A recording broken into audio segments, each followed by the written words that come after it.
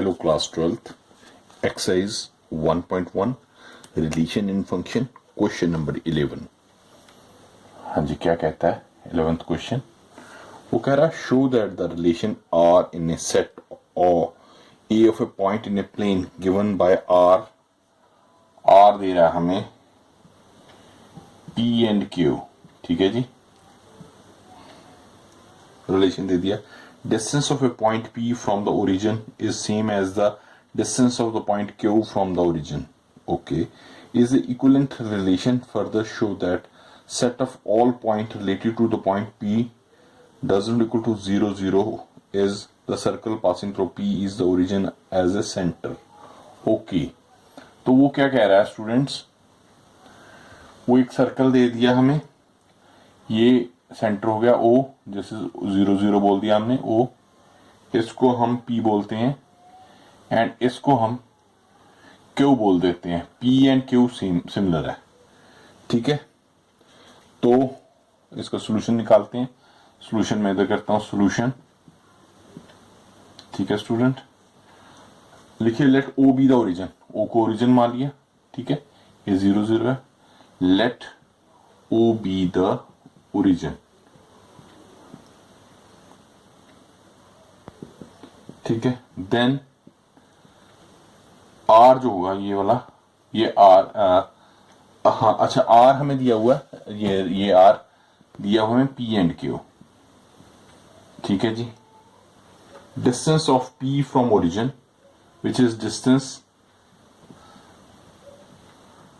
From P from origin equals to distance of Q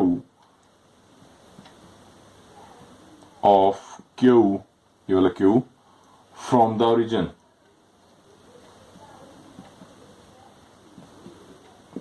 Means R हमारे पास हो गया PQ, ये हमें दिया which is OP mod and OQ mod, ठीक है. where O is the origin, where O is the origin, ठीक है. नाउ हमें एक बात पता चल गई, OP equals to OQ. Is it okay? तो हाँ जी, PP हो जाएगा, ये P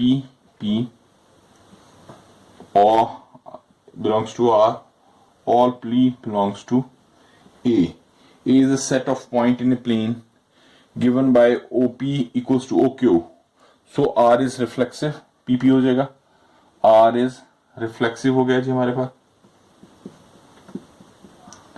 अब ट्रांजिटिव देखते हैं जी.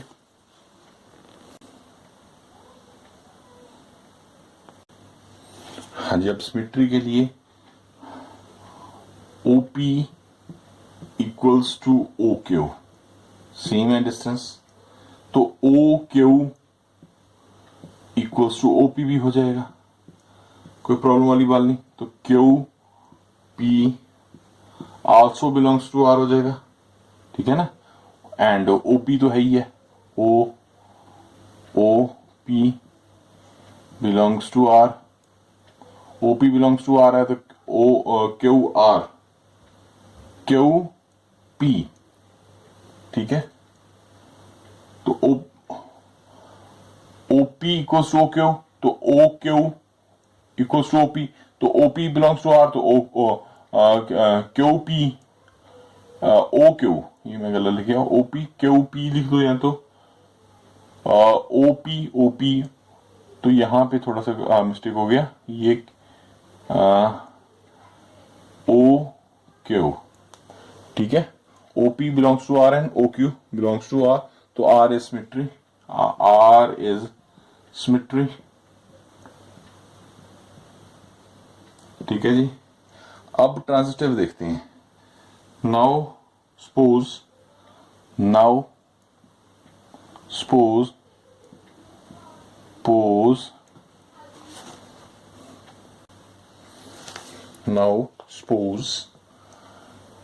PQ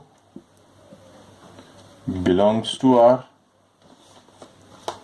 and Q S belongs to R अगर हो तो ओपी हमें दिया OP equals to O Q, ये तो हमें गिवन है, इसको 1 मान लीजिए।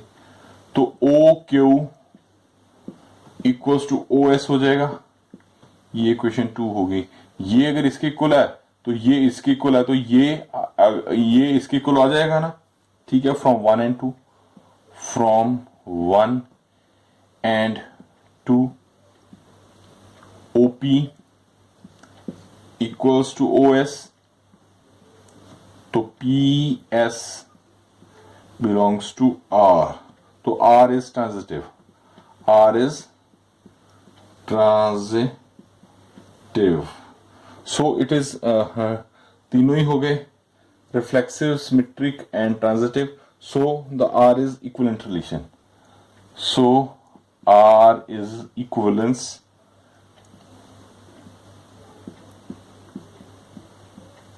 relation. Is it okay? Now go for the 12th. हाँ जी, 12th question. Show that the relation R defined in a set of the triangles as R दे दिया, triangle 1 and triangle 2, ठीक है जी, such that triangle 1 is similar का निशान डाल देते हैं, to T2, ठीक है। इज इक्विवेलेंस रिलेशन, ये सारा जो होगा तो ट्रायंगल्स हैं इक्विवेलेंट ट्रायंगल, वो इक्विवेलेंस रिलेशन में आ जाएगा। कंसीडर द थ्री ट्रायंगल्स हमने ट्रायंगल्स T1 की रेशियो, ये हमने 3 ट्रायंगल्स बना लिए T1 के लिए, ये हम लिखा देते हैं T2 के लिए बेटा, एंड T3 के लिए ये ट्रायंगल हम बना लेते हैं। तो उसमें क्या था, 3, 4 एंड 5, 3, 4 एंड 5 हो गया, and 5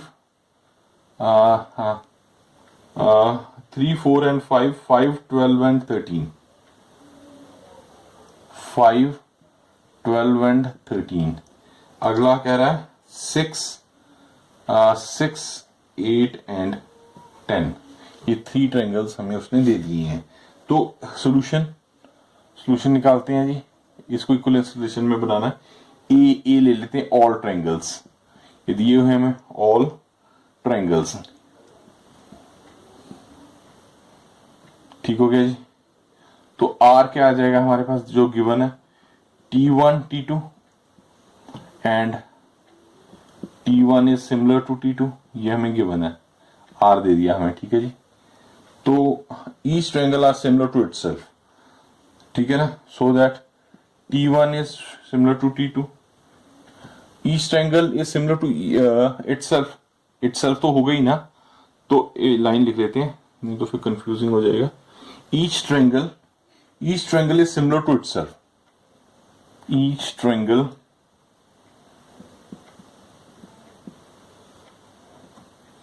is similar to itself. तो T1 is similar to T2, T1 ही हो जाएगा, नो इश्यूज। तो ये R इज रिफ्लेक्सिव हो गया, so that R is reflexive, एक तो कंडीशन हमने फुलफिल कर दी, 2 रह गई जी, वो भी करते हैं एरे, ठीक है। तो रिफ्लेक्सिव में क्या होता है बेसिक लिख दो, क्योंकि A1 A belongs to R होगा रिफ्लेक्सिव में, और R A belongs to A हो जाएगा, ठीक है। ये हमने रिफ्लेक्सिव निकाल दिया। अब सिमेट्री देखते हैं। हाँ जी, सिमेट्री देखते हैं बेटा। सिमेट्री के लिए क्या होता है, सिमेट्री में देखिए A B belongs to R हो जाएगा, एंड बी ए उल्टा पुल्टा मैंने बताया था, ए बी बिलोंग्स टू ए हो जाएगा। तो late T1 T2 belongs to are कर दिया, जब वो तो T2 T1 भी बिलोंग्स टू आर हो ही जाएगा, इसमें कोई प्रॉब्लम वाली बात ही नहीं। T1 T2 रुको, T2 T3 कर दें अगर, नहीं, T1 T2 उसको बिलोंग्स टू आर हो ही जाएगा, ठीक है, तो it is symmetry, R is symmetry. ठीक है, अब हम ट्रांजिटिव देखते हैं। ट्रांजिटिव में देखिए लेट लिख लेते हैं, late T1 T2 belongs to R हो गया जी, and T2 T3 belongs to R हो गया। तो हमें पता है T1 is similar to T2, तो T2 is similar to T3 हो गया।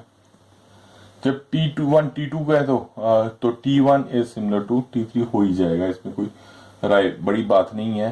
तो T1 T3 belongs to are आ गया। अब ये हमने 9th-10th में पढ़ा, जो सिमिलैरिटी है जैसे T1 T3 किया हमने, इसकी रेशियो देख लो 3। अब जैसे ये 3 हुई है दिया हुआ थर्ड, तो 3/6 कर लीजिए, ठीक है, 4/8 कर लीजिए, एंड 5/10 कर लीजिए। देखो इनकी रेशियो 1/2 1/2 1/2, तो 1/2 1/2 1/2 आ रहा है। इससे भी पता चल गया कि ये और ये सिमिलर है। तो जो हमने, अगर मैंने ऐसे बताया तो ये रेशियो से भी हम चेक कर सकते हैं ये सिमिलर है, तो ये भी ट्रांजिटिव हो गया जी। ये तीनों ही आ गए, तो इससे हमारे पास, ठीक है, ये तीनों ही ट्रांजिटिव आ गया। तो T1 ठीक है, तो ये हमारा इक्विवेलेंट रिलेशन हो गया। सो it is a equivalent relation. ठीक है जी, अब चलते हैं 13th पे। नाउ क्वेश्चन नंबर 13 स्टूडेंट्स, क्या कहता है, show that the relation R defined in a set is a all polygons as R. सारे पॉलीगन्स को उसने कह दिया P1 and P2, P1 and P2 have same number of sides, have same number of sides। ठीक है जी, ये वो बता रहा है। is an equivalent relation, what is the set of the number in A related to the right angle triangle T with side 3, 4 and 5। Okay, तो solution करते हैं जी। 3, 4, 5 का मैं बताता हूँ। ए सेट ऑफ पॉलीगन, ए हो गया, ए सेट ऑफ पॉलीगन्स, ठीक है जी। तो आर हमें दिया हुआ है ये P1 P2, ये वही सारे उतार लेते हैं। P1 and P2 have same side, number of side, have same number of sides। ठीक है जी, तो P1, अब देखिए P1 P2 belongs to R हो जाएगा। ठीक है, इफ P1, ये रिफ्लेक्सिव आर मैं लिख रहा हूँ, आर को ऐसे में लिख देता हूँ। ठीक है, आर फाइंड आउट कर रहे हैं। If P1 and P2 have the same number of side, if P1 and P2 have same number of sides, ठीक है, साइड सेम होगी तो P2 हो जाएगा, बिलोंग्स टू आर हो जाएगा। ठीक है, अगर सेम साइड है तो P1 भी हो सकता है। ठीक है ना, P1 belongs to R, where all P belongs to A, तो वो P1 भी हो सकता है ना, जब सेम ही नंबर है तो वो भी, दोनों का नंबर ही सेम है। ठीक है ना, साइड सेम है तो P1 हो जाएगा। तो R is reflexive, R is reflexive relation. ठीक है जी, अब हम सिमेट्री करते हैं। हाँ जी, सिमेट्री ऐसे लिख दो या पूरा लिख दो। सिमेट्री करते हैं। सिमेट्री कब होता है? A1 AB belongs to R होते हैं, then BA belongs to R होना चाहिए, and all AB belongs to A हो। तो हमारे क्या दिया हुआ, late P1 P2 belongs to R हो गया जी। Number of sides of P1 equals to number of sides of P2, तो number of sides of P2 equals to number of sides of P1, same ही आ गया ना, तो फिर P2 into P1 belongs to R हो जाएगा, तो R इज सिमेट्री हो गया जी। Is it okay? अब ट्रांजिटिविटी देखते हैं। ट्रांजिटिव कब होता है? When A B belongs to R हो जाए and B C belongs to R हो जाए, then A C belongs to R हो। ठीक है जी। Now we same, let P1 P2 belongs to R and P2 P3 belongs to R। ठीक है, तो वही implies number of sides of P1 equals to number of sides of P2। ठीक है, तो implies number of sides of P2 equals to number of sides of P3। ठीक है, तो number of side of P1 ये same लिख लीजिए equals to number of side of P3। ठीक है ना, इक्वली हो जाएगा, तो it means P1 equals to P3 belongs to R हो जाएगा, so R is transitive। तो फ्रॉम 1 to 3 जैसे इसको number they they, from this R is equivalence, so it is equivalence, so R is equivalence relation। ठीक है,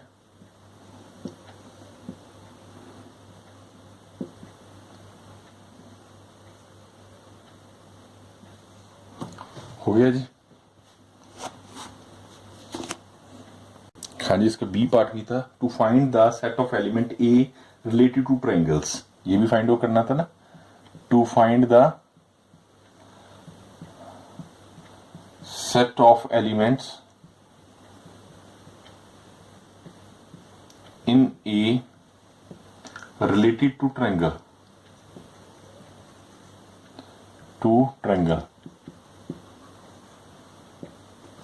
ये find out करना था। तो if T is a triangle, suppose T is triangle, ठीक हो गया, तो P belongs to A is related to T, तो फिर PT belongs to R हो गया। ठीक है, तो PT belongs to R if and only if P is a triangle, if and only if P is a triangle, तभी relate करेगा ना जी। P belongs to A, T तो ट्रायंगल है, P belongs to A है, तो PT belongs to R तभी होगा, तभी ये रिलेशन बनेगा, ये दोनों ही ट्रायंगल हो। तो ये अगर ये ट्रायंगल होता तो set of all element related to T is a set of all triangles. So set of all element, जो उसने एलिमेंट भी दिए हुए थे हमें, मैंने वो मेंशन नहीं किए, 3, 4 and 5, 3, 4 and 5 ये उसने एलिमेंट दिए हुए हैं। ठीक है, 3, 4 and 5 एलिमेंट्स ब्रैकेट में ले लेते हैं, एलिमेंट्स, हाँ, element related to T is set of all triangles. ठीक हो गया जी। अब चलते हैं 14th पे।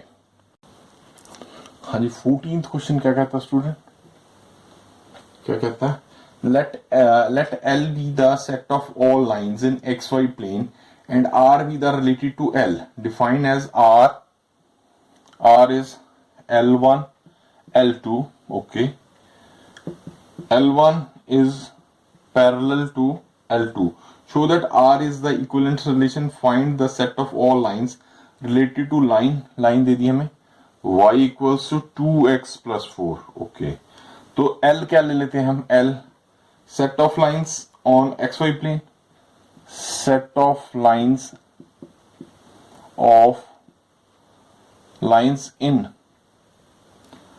in xy plane, ठीक होगी जी। तो R क्या आ जाएगा हमारे पास, L1 पैरेलल टू L2, ये हमें रिलेशन दिया हुआ है।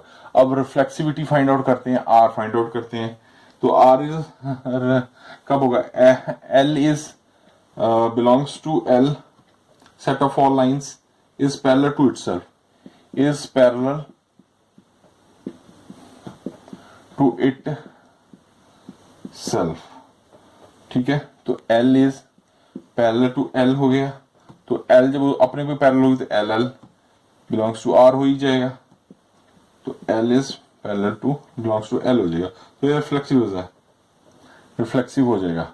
अब सिमेट्री तो हो ही जाएगा क्योंकि L है, L1 L, तो देखिए L1 L2 सिमेट्री के लिए L2 बिलोंग्स टू R हो जाएगा, तो L1 पैरेलल टू L2 हो जाएगा, तो L2 भी पैरेलल L1 होगा ही ना, तो L2 पैरेलल टू L1 हो गया, तो R ये सिमेट्री भी हो गया जी।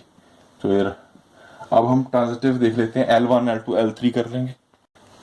अब हम ट्रांजिटिव देख लेते हैं जी, टी लिख लेता हूं, मैं पूरा नहीं लिख रहा, ठीक है, ट्रांजिटिव के लिए। तो L1 L2 parallel to R हो गया जी हमारे पास, तो L2 L3 parallel to R कर दिया। देखो जब L1 पैरेलल टू L2 है तो L2 पैरेलल टू L3 है, तो L1 ऑब्वियसली पैरेलल होगी L3 के, तो L1 L3 is belongs to R, तो ये ट्रांजिटिव भी हो गया, तो इक्विवेलेंट रिलेशन आ गया जी।